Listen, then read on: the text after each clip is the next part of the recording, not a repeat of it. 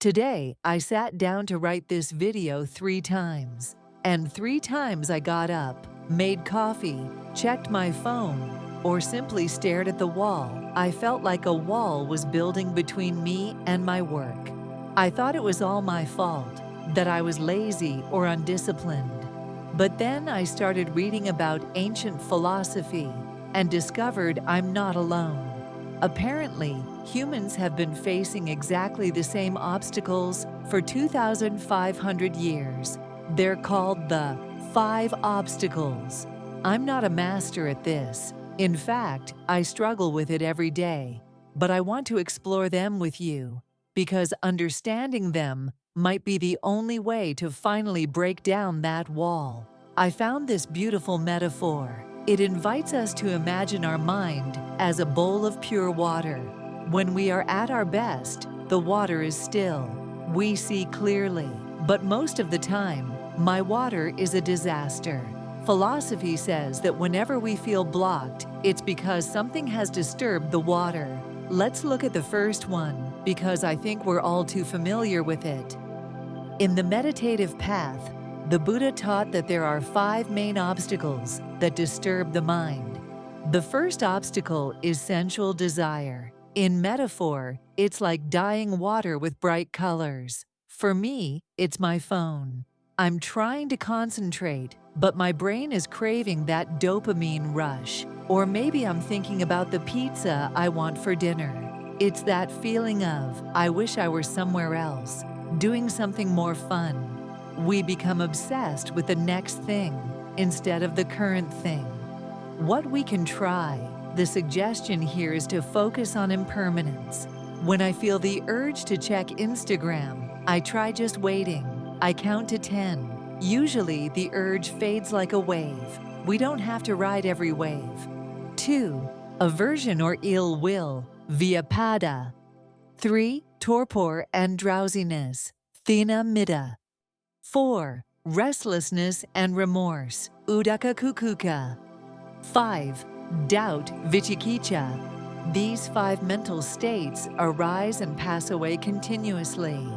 We can't eliminate them forever, but we can learn to recognize them with kindness and not let ourselves be dragged down by them.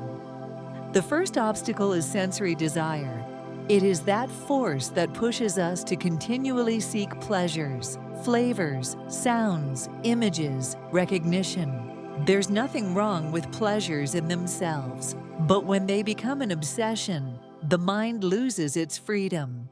The Buddha said that desire is like a consuming fire, never satiated. To overcome it, we must not repress, but observe. Let's ask ourselves, what am I really looking for? Often behind desire, there is only the need to be loved or to feel alive. The second obstacle is aversion or ill will. It is that reaction of closure, anger, or irritation towards what we don't like.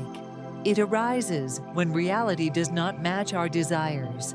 The Buddha taught that anger is like holding a burning coal in your hand, expecting to throw it at someone else.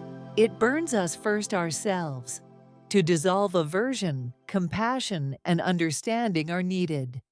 Whenever someone hurts us, we can ask ourselves, what is suffering in this person? So, instead of reacting, we learn to respond calmly and lucidly. The third obstacle is torpor or mental drowsiness. Sometimes the mind shuts down, gets tired, becomes heavy. Not only during meditation, but also in everyday life, when there is no more enthusiasm, when everything seems gray. This state isn't a failure. It's a sign that the mind needs energy and inspiration. To overcome it, the Buddha suggested changing posture, breathing deeply, opening your eyes, or simply remembering a moment when your heart was filled with gratitude. Energy is not born from effort, but from living presence. The fourth obstacle is restlessness, sometimes accompanied by feelings of guilt or remorse.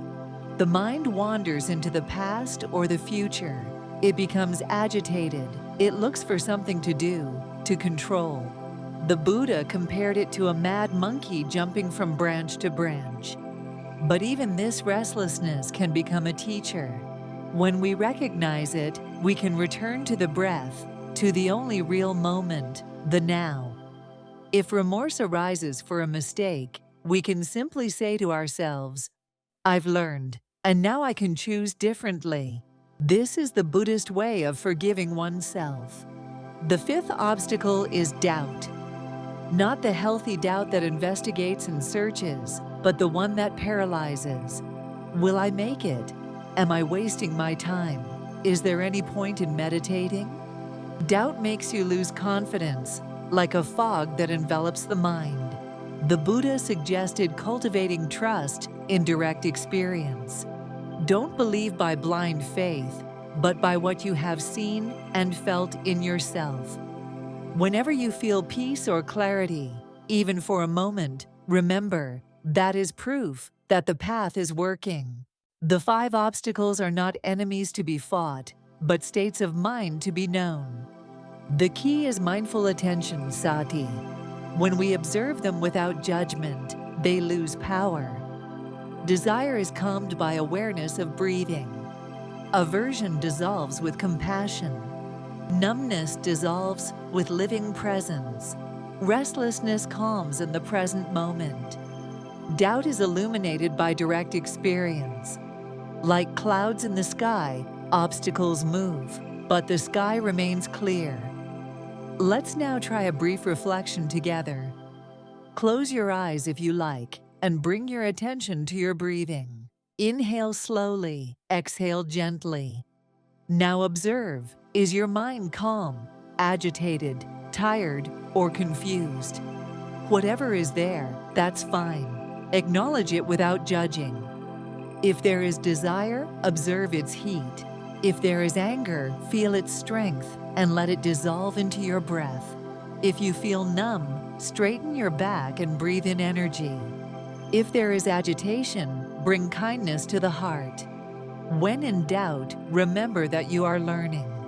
Whenever you recognize an obstacle, you are actually already practicing freedom. The 5 mental obstacles are not mistakes, but opportunities to know yourself. Every time we pass through them with awareness, we become freer. The mind doesn't need to be perfect, just present. In the next video, we will talk about the 3 roots of suffering, the 3 mental poisons, and how to transform them into wisdom and love. Thank you for meditating with me. Subscribe to the channel.